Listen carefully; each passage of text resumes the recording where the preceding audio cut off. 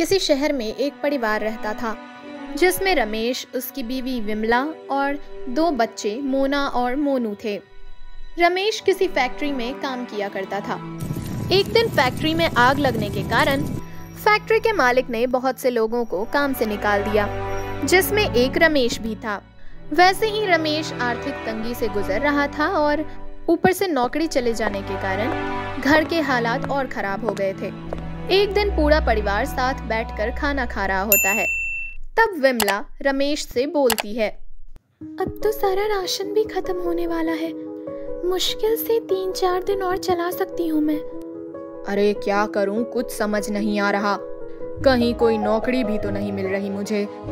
अभी तो घर का किराया, बच्चों की फीस भी जमा करनी थी।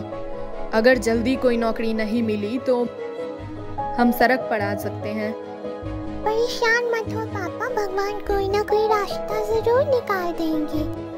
अगले ही दिन सुबह पड़ोस की एक औरत रमेश के घर आती है। सब लोग उनको प्यार से बुआ बुलाते थे। वो बहुत पैसे वाले घर से थी और अक्सर लोगों की मदद किया करती थी। अरे मैंने सुना है कि रमेश की नौकरी चली गई और तुम्हारे घर के हालात भी कुछ ठीक नहीं है। जी हाँ बुआ, बस मैं आपको क्या बताऊं कि इस वक्त हम लोग कितने बुरे हालातों से गुजर रहे हैं। परेशान मत हो विमला, सब ठीक हो जाएगा।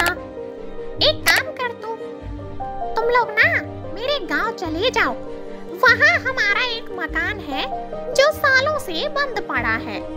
तुम लोगों के हालात जब तक ठीक नहीं हो जाते, तुम लोग आराम से वहाँ रह सकते हो। हाँ, बस उस घर में ऊपर की मंजिल पे एक बंद कमरा है, उसे मत खोलना। क्योंकि देखो उस घर में हमारा कुछ जरूरी सामान है, सो मत खोलना, ठीक है? हाँ, और रही रमेश की नौकरी की बात, तो उसके लिए भी परेशान होने की बिल्कुल जरूरत नहीं है। उस गांव में जो स्कूल है ना, मैं उसके प्रिंसिपल को बहुत अच्छे तरीके से जानती हूँ। मैं उनको बोलकर रमेश को किसी न किसी काम के लिए वहाँ लगवा दूंगी। और तो और तुम लोग मोनू और मोना को भी उसी स्कूल में पढ़ा सकते हो। ये तो बहुत अच्छा रहेगा बुआ, आपका ये एहसान हम कभी नहीं भूलेंगे। विमला रमेश के घर आते ही उसे सारी बातें बताती है।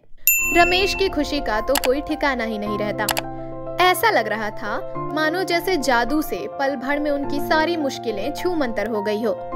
पर वो इस बात से बिल्कुल अनजान थे कि उनकी मुश्किलें तो कहीं और उनका इंतजार कर रही थी। विमला, तुम आज ही सारा जरूरी सामान बांध लो। ऐसा करते हैं, हम कल सुबह ही निकल जाते हैं। अगले दिन सुबह पूरा परिवार गांव जाने के लिए निकल जाता है।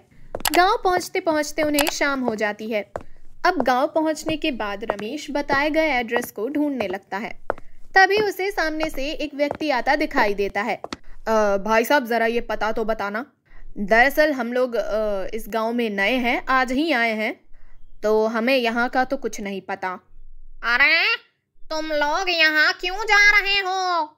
तुम लोगों को किसी ने नहीं बताया कि ये घर सालों से बंद पड़ा है और बंद घरों में अक्सर भूत प्रेत अपना डेरा जमा लेते हैं भाई साहब। तो फिर तुम वहाँ क्यों जाना चाहते हो? अरे भाई भाई भाई भूत वूत कुछ नहीं होता है। तुम बस मुझे ये पता बता दो कि कहाँ पड़ेगा। हम लोग बहुत दूर से आए हैं, बहुत थक भी गए हैं। ठीक है, मेरा क्या जाता है जब सामने वाले को ही अपनी और अपने परिवार की कोई फिक्र ही नहीं है। ऐसा करो, तुम यहाँ से सीधा रास्ता पकड़ लो और वहाँ से बाईं तरफ मुड़ जाना। बस वहीं एक पीपल का पेड़ है जिसके बिल्कुल सामने ही ये घर है, ठीक है? रमेश अपने परिवार के साथ उस घर तक पहुँच जाता है। घर को देखकर साफ पता चल रहा था कि वहाँ कई सालों से किसी ने कदम तक नहीं रखा है। ये तो कितना पुराना घर है माँ, और कितना डरावना लग रहा है। इतने बुरे वक्त में हमें ये घर रहने को मिल गया, वही बहुत है बेटा। हम इसकी साफ सफाई कर लेंगे तो ये भी अच्छा दिखने लगेगा। अरे चलो अंदर, अब यहाँ खड़े रहकर क्या बातें कर रही हो? जल्दी अंदर चलो। रमेश जैसे ही उस घर का दरवाजा खोलता है तो घर में तेज हवाएं चलने लगती हैं।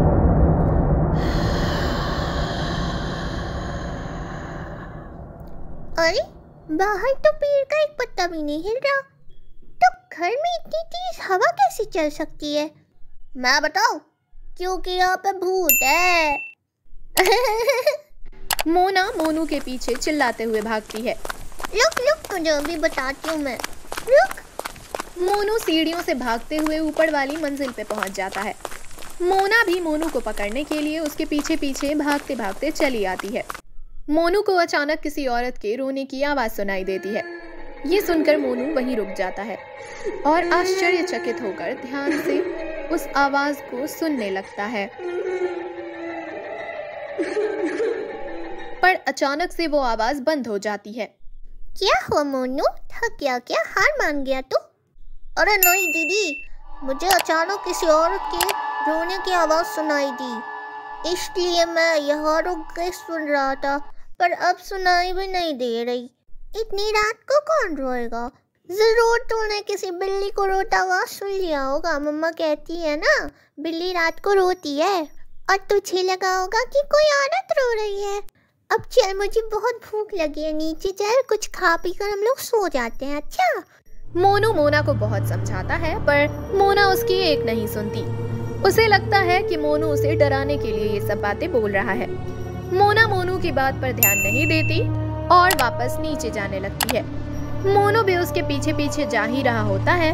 तभी अचानक उसकी नजर एक बंद कमरे पर पड़ती है, जिस पर ताला लगा होता है और उस ताले पर एक लाल रंग का कपड़ा भी बंधा होता है। क्या है ये? वही कमरा है जिसके बारे में बुआ जी माँ को बता रही थी।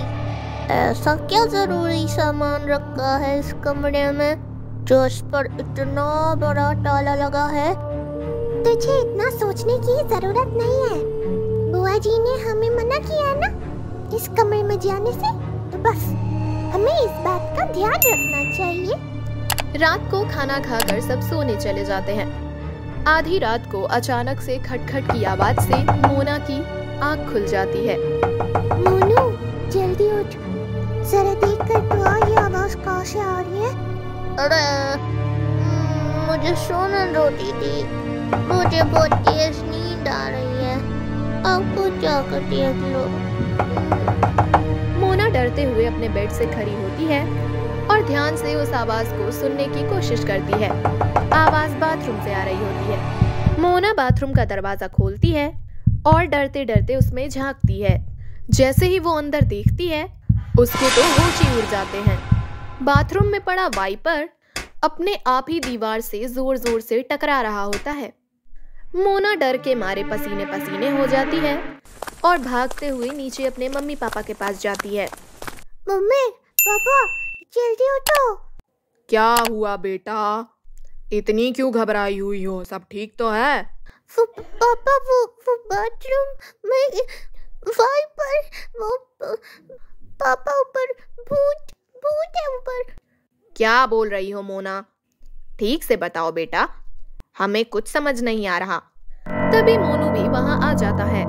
पापा वो ऊपर बाथरूम में वाइपर अपने आप दीवार से जोर जोर से टकरा रहा था। ये तुम्हारा वहम है बस, और कुछ नहीं बेटा। चलो दोनों अपने कमरे में जाकर आराम से सो जाओ।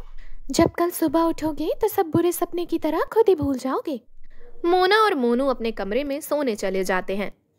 2-3 दिन तक सब कुछ ठीक रहता है, पर अचानक एक रात मोना को किसी के रोने की आवाज आती है।